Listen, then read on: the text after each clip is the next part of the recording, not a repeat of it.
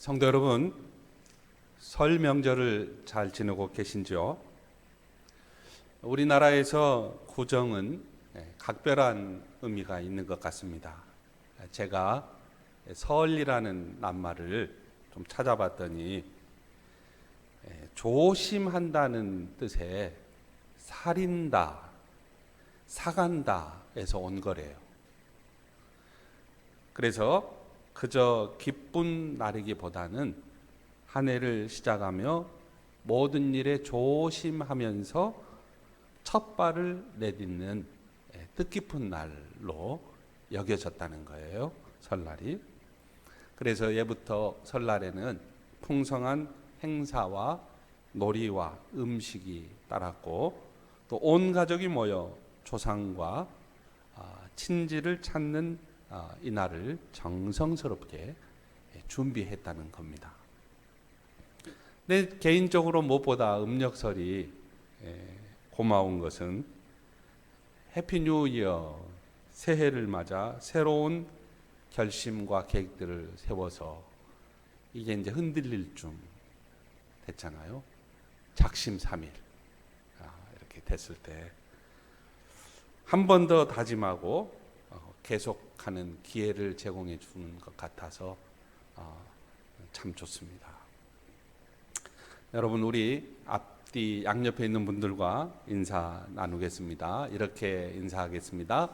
새해 소망 이루어지고 하나님의 복 많이 받으세요. 새해 소망 이루어지고 하나님의 복 많이 받으세요. 네, 새해 소망 이루어지시고 하나님의 복 많이 받으시기를 바랍니다. 이제 진정 새해가 됐는데요.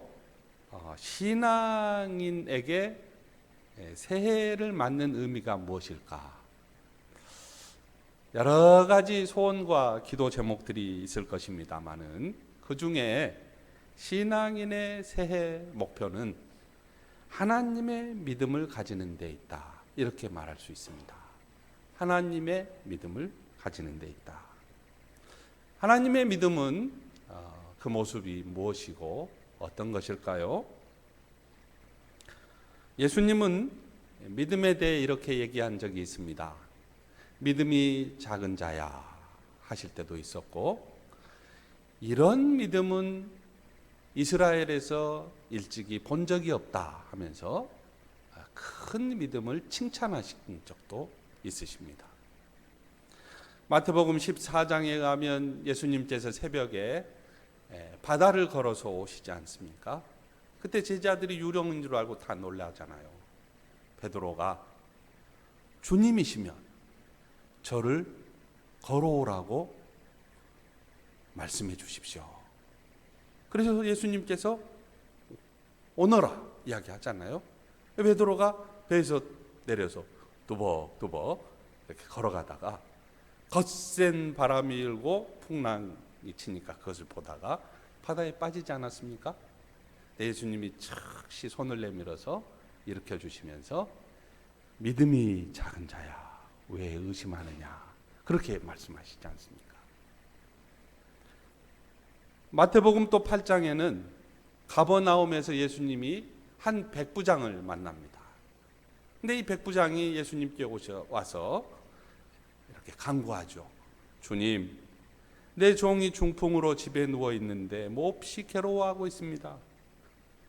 그러자 예수님께서 내가 가서 고쳐주리라. 이렇게 직접적으로 말씀하신 데는 여기밖에 없어요.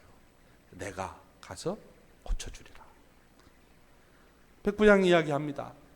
나는 주님을 내 집으로 모셔드릴 만한 자격이 없습니다. 그저 한마디 말씀만 해 주십시오. 그러면 내 종이 나을 것입니다. 나도 내 위로 상관이 있고 내 아래로 부하가 있는데 저더러 이것을 해라 하면 하고 오라 하면 오고 가라 하면 갑니다. 한 말씀만 해 주십시오. 그럴 때 예수님이 뭐라 그럽니까? 내가 지금까지 이스라엘 사람 가운데서 이만한 믿음을 본 일이 없다. 칭찬하잖아요. 우리가 함께 읽은 본문에서 예수님이 제자들에게 하나님을 믿으라고 하시면서 23절에 이렇게 말씀합니다. 내가 진실로 너에게 이르노니 누구든지 이 산더러 들려 바다에 던져지라 하며 그 말하는 것이 이루어질 줄 믿고 마음에 의심하지 아니하면 그대로 되리라. 누구든지 이 산더러 번쩍 들려서 바다에 빠져라 말하고 마음에 의심하지 않고 말한 대로 될 것을 믿으면 그대로 이루어질 것이라는 말씀이에요.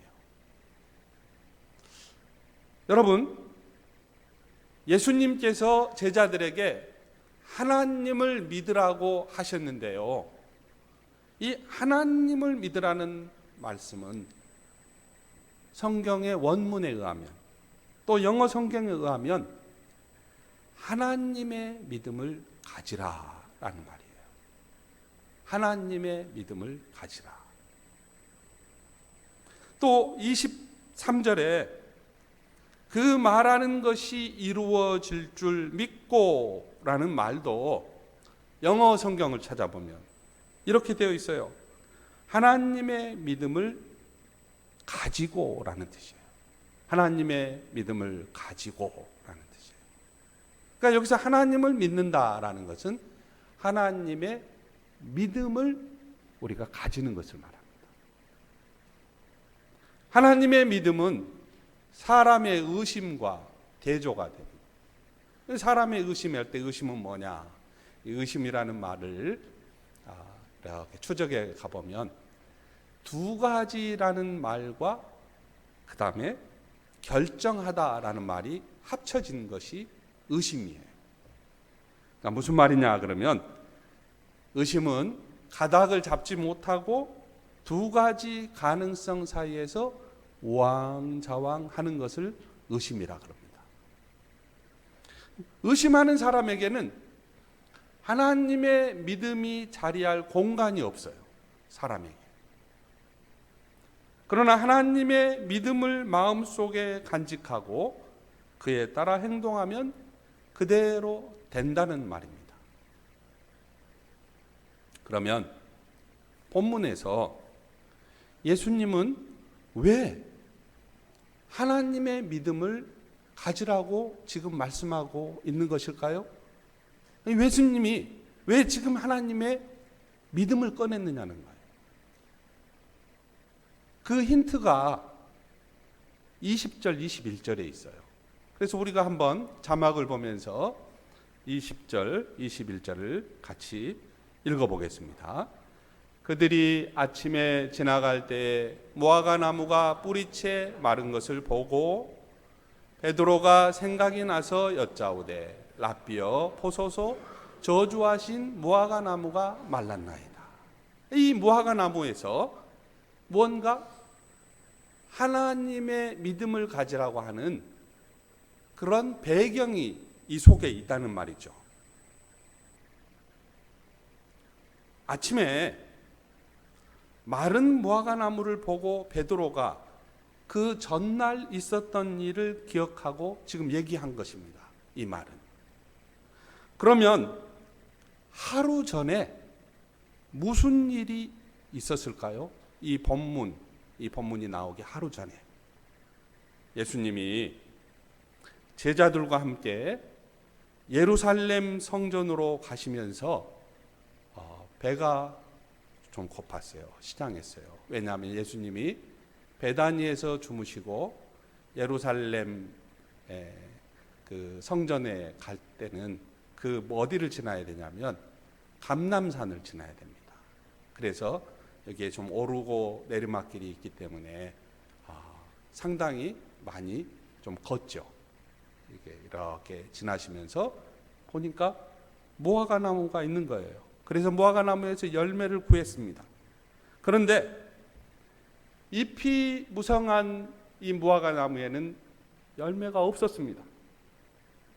근데 여러분, 무화과 나무에 열매가 없는 것은 자연적인 현상이에요. 성경에도 나와 있지만 때가 아니잖아요. 때가 아니기 때문에 자연적인 현상이란 말이죠. 그런데 예수님께서는 열매가 없는 무화과 나무를 심판하신 거예요. 지금 열매가 없구나, 너 영원히 말라버려라, 이렇게 지금 말씀을 하신 거죠. 여러분, 무슨 뜻일까요 이게? 우리가 성경에서 무화과 나무라는 말과 다윗이라는 말이 나오면 이스라엘을 유추하는 게 좋습니다. 여기서 무화과 나무는 뭘 말하느냐? 유대 나라를 이야기하고 유대 사람들을 이야기합니다. 그러니까 예수님은 지금 무화과 나무를 통해서 유대 나라가 상태가 어떤 상태냐? 무성한 잎은 가지고 있으나 열매가 없는 상태를 보고 계신 거예요. 무화과 나무는 마치 형식과 외식에만 치우치고 실제로는 성령의 열매가 없는 사람들을 말하고 있는 것이죠. 유대의 종교 지도자들은 하나님의 믿음을 구하지 않을 뿐 아니라 종교 형식주의에 빠져 있었습니다. 이들에게는 믿음의 내용도, 믿음의 삶도, 믿음의 열매도 없었습니다. 거칠의 신앙은 화려하게 고백하지만은 그 고백 안에는 마음이 없었고 결단이 없었고 외식만 가득했다는 말이에요. 예수님이 무화과 나무에게 말씀하십니다. 이제부터 영원히 내게서 열매를 따먹을 사람이 없을 것이다. 예수님은 무화과 나무를 심판하시면서 그와 함께 하나님의 성전을 더럽히고 있는 사람들을 지금 겨냥하고 있었던 것입니다. 만민이 기도하는 하나님의 집을 더럽히고 있는 성전 안에서 장사하는 사람들을, 그들을 심판하고자 하는 하나님의 뜻을 지금 밝히고 있는 것이죠. 그리고 바로 그날 제자들과 함께 실제로 예루살렘 성전에 들어가셔서 예수님이 성전을 깨끗하게 하셨습니다. 성전들에서 팔고 사는 사람들을 내쫓았습니다. 돈을 바꿔주는 사람들의 상을 뒤집어 엎었습니다. 비둘기를 파는 사람들의 의자를 둘러 엎으시고 성전 뜰을 물건을 들고 가로지르는 사람들을 막았습니다. 그리고 예수님께서 가르치셨어요.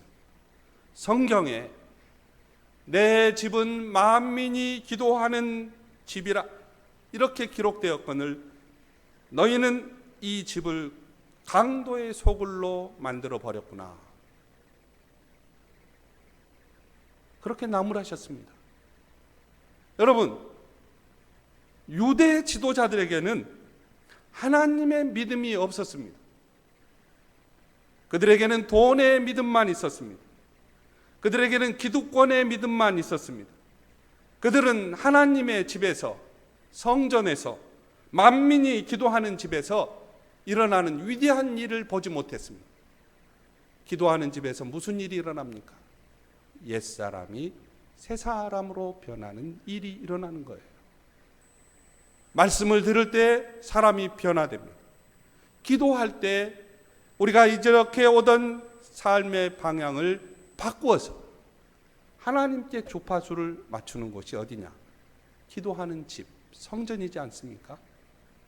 그 성전에, 바로 그곳에서 그들은 하나님의 믿음을 찾는 것이 아니라 돈의 믿음, 기득권의 믿음, 명예의 믿음, 물질의 믿음을 찾았던 것이죠. 그들에게는 하나님의 꿈이 없었습니다. 그들에게는 하나님의 비전이 없었습니다. 그들에게는 하나님의 열심이 없었습니다. 여러분, 사람이 자신의 소원과 자신의 꿈과 자신의 길을 가다가 하나님의 집에서 기도하면서 우리는 하나님의 뜻을 깨닫고 하나님의 믿음을 구합니다. 그곳이 바로 성전이에요. 그러나 종교 지도자들에게는 이 사실이 중요하지 않았어요. 그래서 예수님은 하나님의 권위를 가지고 말씀하십니다. 너희는 만민이 기도하는 곳을, 만민이 새로워지는 곳을, 만민이 구원 얻는 이곳을 강도의 소굴로 만들어 버렸구나. 감히 아무 말도 못한 대제사장들과 율법학자들이 예수님의 말씀을 듣고서 그들이 구한 게 뭔가요? 예수님을 없애버릴 방도를 구했던 것입니다. 예수님을 죽일 방법을 찾고 있었던 것이죠. 그들이 두려워하고 있는 것이 있었어요. 그것은 사람들이었습니다. 예수님을 따르는 사람들, 예수님을 좋아하는 사람들, 예수님의 가르침에 놀라는 사람들을 두려워했던 것이죠. 여러분, 그리고 이런 일이 끝나고 예루살렘 성전을 나와서 또 예루살렘 성을 나와서 예수님 일행은 다시 베다니로 가서 잠을 잤습니다. 하룻밤을. 그리고 아침에 일어나서 나오는 길에 베드로가 이렇게 보니까 어제 예수님이 말씀하신 그 무화과 나무가 뿌리채 말라 있는 거예요. 그래서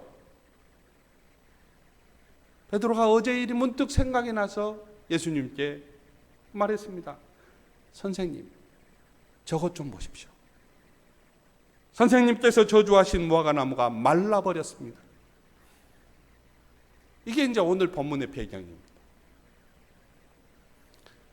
예수님께서 베드로의 이야기를 들으시고 하신 말씀이 이거예요. 하나님의 믿음을 가져라. 하나님의 믿음을 가져라. 나는 분명히 말한다. 누구든지 마음에 의심하지 않고 하나님의 믿음을 가지면 이 산더러 번쩍 들려서 저 바다에 빠지라 하더라도 그대로 될 것이다. 여러분에게는 하나님의 믿음이 있는가요? 일본에 큰 가뭄이 들었습니다. 한쪽에서는 기우제를 지낸다, 또 구술한다, 난리가 났죠. 어느 날 아침 일본의 위대한 신학자 우찌무라 간조라는 분이 있어요. 이분의 집에서 아이들과 함께 아침 식사를 하다가 기도를 올리면서 이렇게 기도했습니다. 하나님, 비를 주십시오. 오늘 꼭 비를 주실 줄로 믿습니다. 이렇게 기도했어요. 근데 이제 아침 식사를 마치고 아이들이 학교 갈 채비를 했습니다. 초등학교 6학년 큰아이가 아무 소리 없이 집을 나섰는데 초등학교 3학년 아이가 난데없이 우산을 찾으면서 아버지 우산, 아버지가 아니 맑은 하늘에 우산을 왜 찾느냐? 어리둥절했어요. 그런데 작은 아이가 대답합니다. 아버지, 아까 기도하실 때에 오늘 비 주실 것으로 믿는다고 하시지 않았어요? 그러니까 우산을 가지고 가야죠. 우찌무라 간조는 속으로 아차 했습니다. 그리고 크게 회개했다고 합니다. 나의 믿음은 전부 거짓이구나. 저 아이의 믿음이야말로 참 믿음이다. 그 아이 보기가 부끄러울 지경이었다고 그는 쓰고 있어요. 여러분, 우리 중에 누가 새 사람일까요? 우리 가운데 누가 새로운 성도일까요? 하나님의 믿음을 가지는 사람이 새 사람입니다. 돈의 믿음 대신 하나님의 믿음을 가진 성도가 새 사람입니다. 기득권의 믿음 대신 하나님의 믿음을 지닌 성도가 세 사람입니다. 성전은 만민이 기도하는 집이라는 하나님의 믿음을 가지는 그가 새로운 존재입니다. 유대의 지도자들에게는 하나님의 믿음이 없었기에 열매가 없었던 것입니다. 그래서 예수님은 제자들에게 이렇게 말씀하셨어요. 우리 24절을 다 같이 읽어볼까요? 24절입니다. 그러므로 내가 너희에게 말하노니 무엇이든지 기도하고 구하는 것은 받을 줄로 믿으라. 그리하면 너희에게 그대로 되리라. 무슨 말입니까? 하나님의 믿음을 가진 성도는 새로운 존재, 새로워진 성도, 하나님의 믿음으로 구하는 성도의 기도는 반드시 이루어진다는 것이죠. 왜냐하면 하나님의 믿음으로 기도하기에 우리는 기도하면서 고치는 거예요. 하나님의 집에서 고치는 거예요. 하나님의 집에서 방향을 전환하는 거예요. 내 뜻을 위한 기도, 삶이 뒷받침되지 못한 기도, 돈의 믿음으로 구한 기도, 기득권의 믿음으로 구한 기도에서 우리는 방향을 전환하여 하나님의 나라와 하나님의 뜻을 위해 기꺼이 하나님께 주파수를 맞추기 때문에 그렇습니다. 여러분, 기도는 이렇게 하나님의 뜻을 구하고 하나님의 믿음을 찾아가는 과정이에요.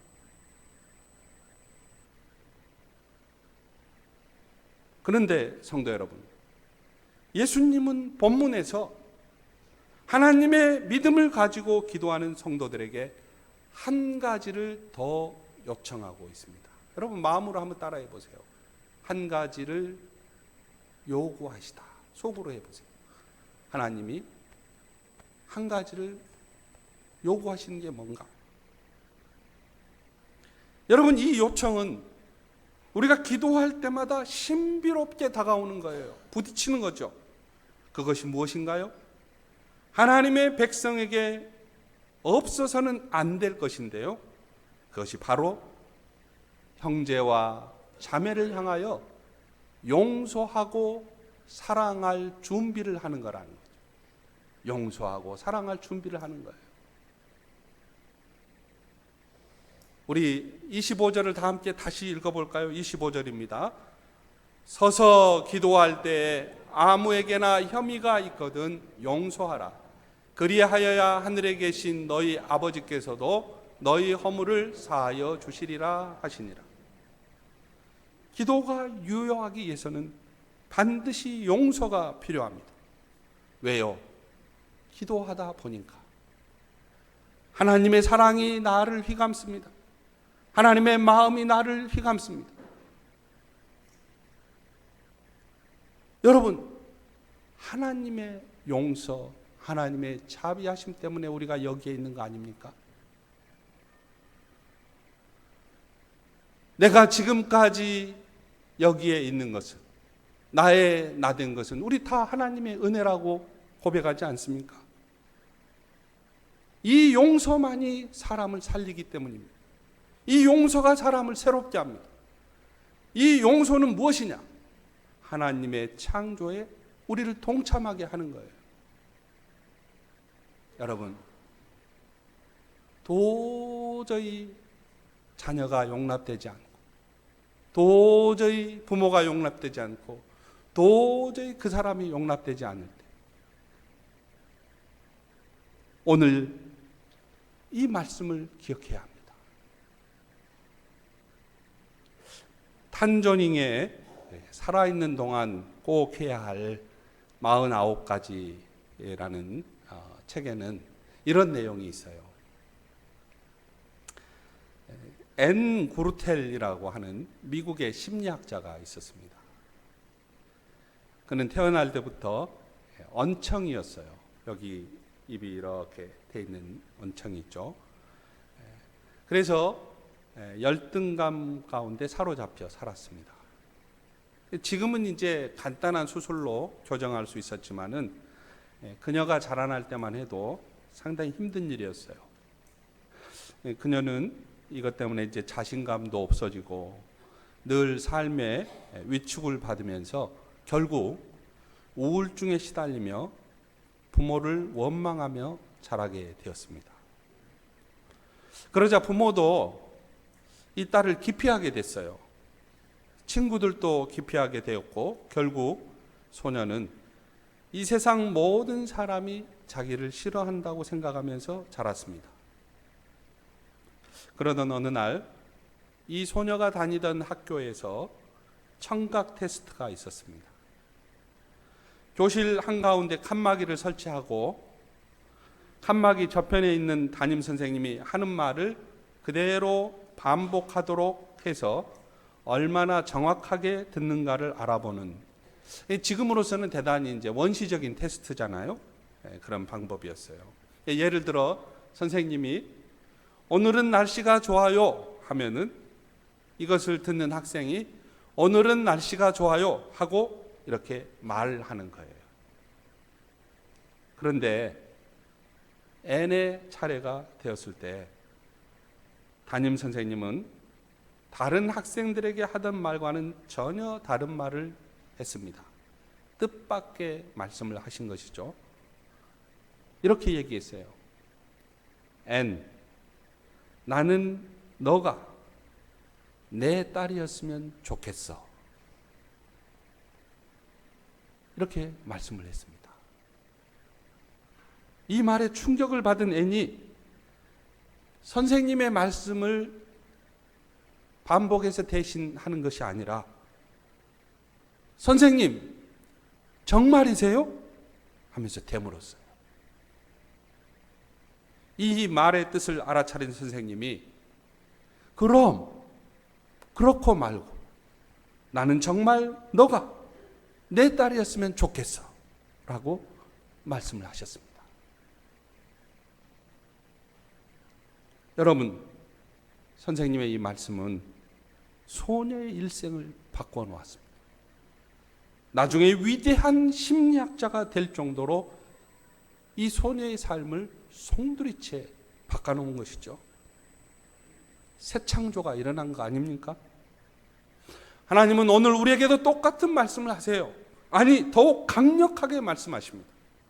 내가 내 딸이었으면 좋겠어, 이게 아니에요. 아예 주님은 우리를 향하여 이렇게 말씀합니다. 너는 내 아들이다. 너는 내 딸이다. 이렇게 말씀하세요. 우리에게. 한 분 선생님의 말씀도 이토록 위대한 변화가 일어났다면 만왕의 왕이신 하나님의 말씀이 어찌 우리가 변하지 않을 수가 있겠습니까? 너는 내 아들이다. 너는 내 딸이다. 예수님은 하나님의 믿음을 가진 대신에 돈의 믿음, 기득권의 믿음, 명예의 믿음, 권력의 믿음을 가진 유대의 지도자들이 열매 없는 무화과 나무처럼 뿌리 없이 말라져 버릴 것을 말씀하셨어요. 여기 있는 우리가 하나님의 믿음을 가졌다면 우리는 그 믿음으로 산을 옮길 수가 있습니다. 이것은 하나님이 우리에게 허락하신 창조의 동역입니다. 그래서 우리는 하나님의 뜻 안에서 말 한마디를 통해서도 사람을 세울 수 있습니다. 여러분, 어거스틴은 이런 이야기를 했어요. 한 사람이 하나님의 자녀가 될 수 있다는 것은 우주와 삼라만상과 온 우주를 창조하신 것보다 더 위대한 일이라고 이야기했습니다. 우리는 하나님의 믿음을 가지고 하나님의 창조에 동역할 수가 있어요. 우리가 하나님의 믿음을 가지면 못할 게 없습니다. 여러분, 이제 구정 지났고 진정한 새해가 되었습니다. 새해에는 하나님의 믿음을 가지시기를 주님의 이름으로 축복합니다.